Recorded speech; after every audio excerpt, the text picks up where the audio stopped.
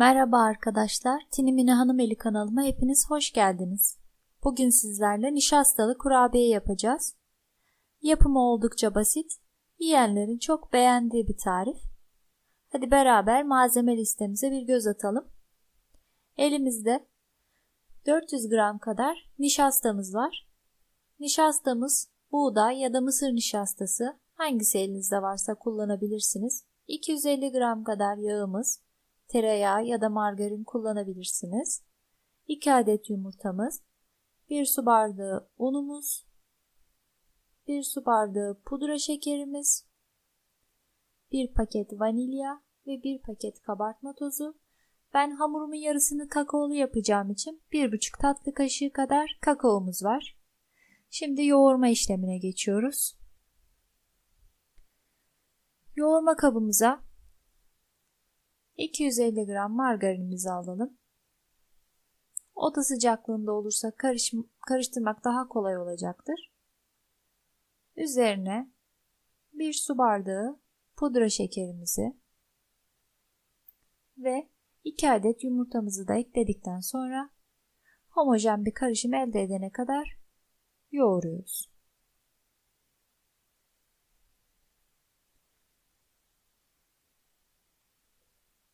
Burada malzemelerin birbiriyle iyice karışması önemli. Daha sonra diğer malzemelerimizi eklediğimiz zaman yoğurma işlemi daha kolay olacaktır.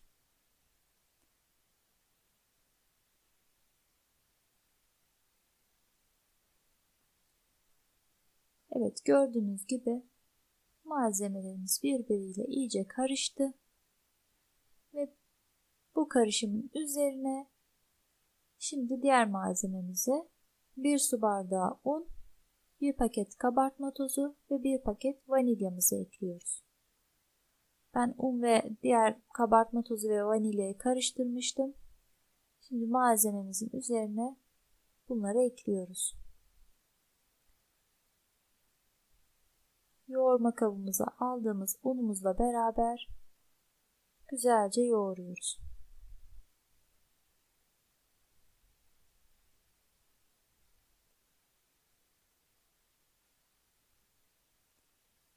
Gördüğünüz gibi oldukça yumuşak bir karışım elde ettik. Şimdi diğer malzememizi yavaş yavaş eklemeye devam edelim. Sırada nişastamız var. 400 gram nişastamızı yoğurma kabımıza alalım. Fazla gibi görünebilir. Yoğurmaya devam edelim. Korkmadan yoğurursak güzel bir hamur elde edeceğiz. Gördüğünüz gibi tam ölçülü olan kurabiyemiz güzelce toparlandı.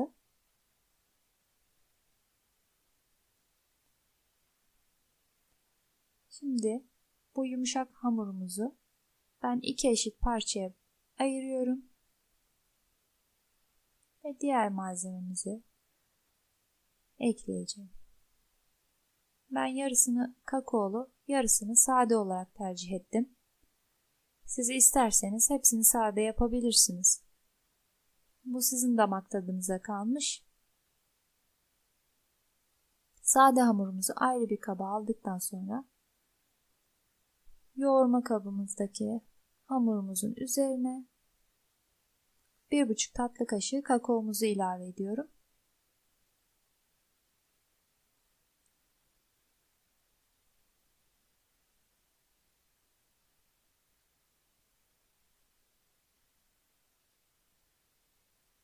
Ve güzelce yoğuruyorum.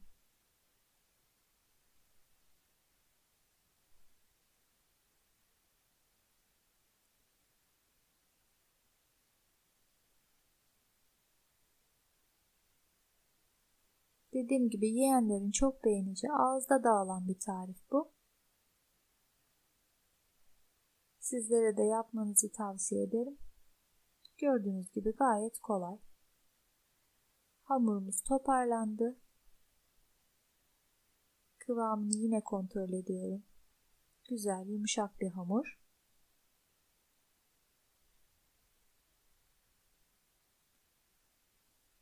Şimdi şekillendirme aşamasına geçeceğim.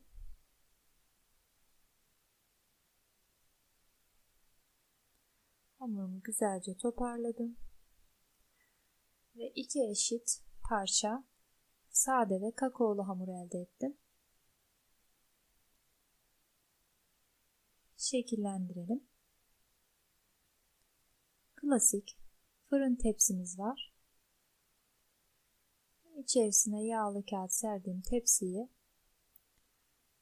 hazırladım ve şimdi şekillendirelim. Önce sade hamurdan başlıyorum. Sade kurabiyemizi elde edeceğiz. Bunun için ceviz büyüklüğünde parçalar alıyorum hamurumuzdan.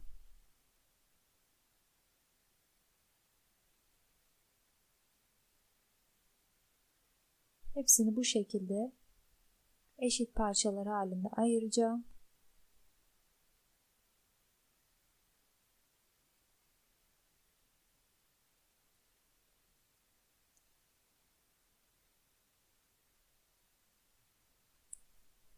Daha sonra ceviz büyüklüğünde aldığım bu parçaları yuvarladıktan sonra tepsimize güzelce dizeceğim.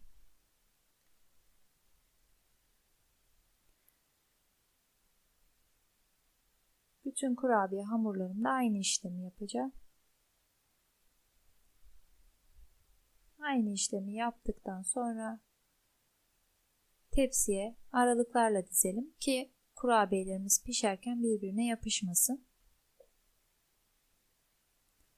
Sırada kakaolu hamurum var. Diğer kakaolu hamur kakao girdiği için biraz bekleyince sertleşmiş gibi olabilir. Elinizde biraz yoğurarak yumuşatabilirsiniz. Ve bu hamurumuzu da sade hamurumuz gibi ceviz büyüklüğünde parçalara ayırdım. Ve güzelce yuvarlayıp tepsiye dizeceğim.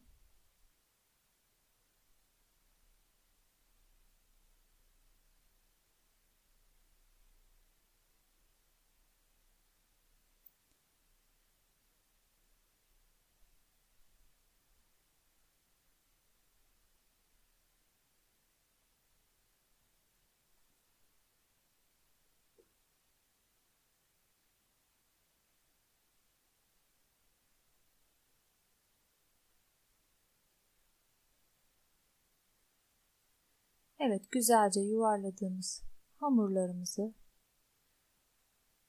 bitirdik ve elimizde 2 tepsi kurabiyemiz var.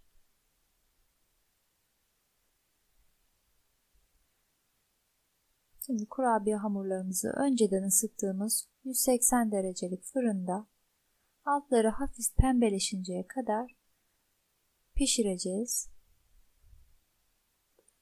Gördüğünüz gibi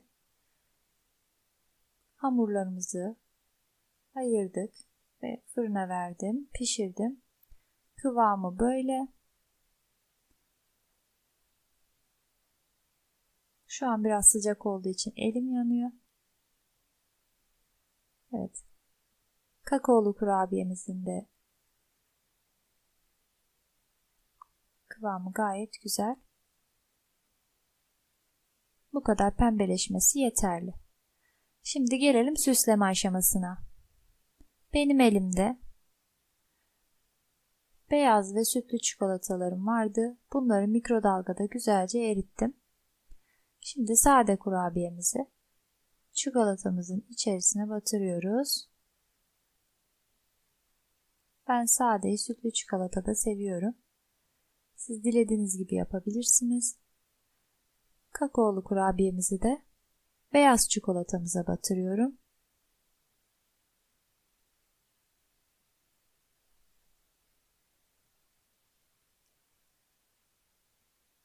Bu şekilde göze hitap eden hoş, minik, süslü kurabiyeler elde ediyoruz.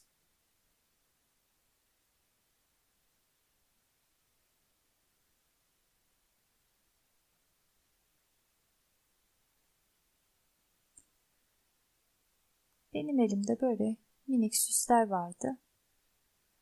Bu süslerle kurabiyelerimizi süsleyeceğim.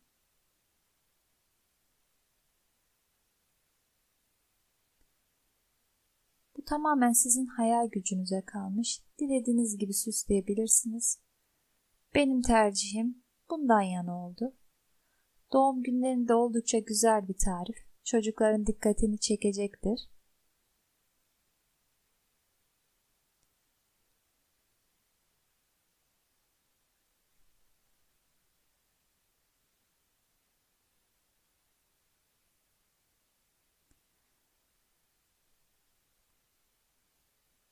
Kakaolu kurabiyelerimizi de bu şekilde süsledikten sonra süslü minik kurabiyelerimiz hazır.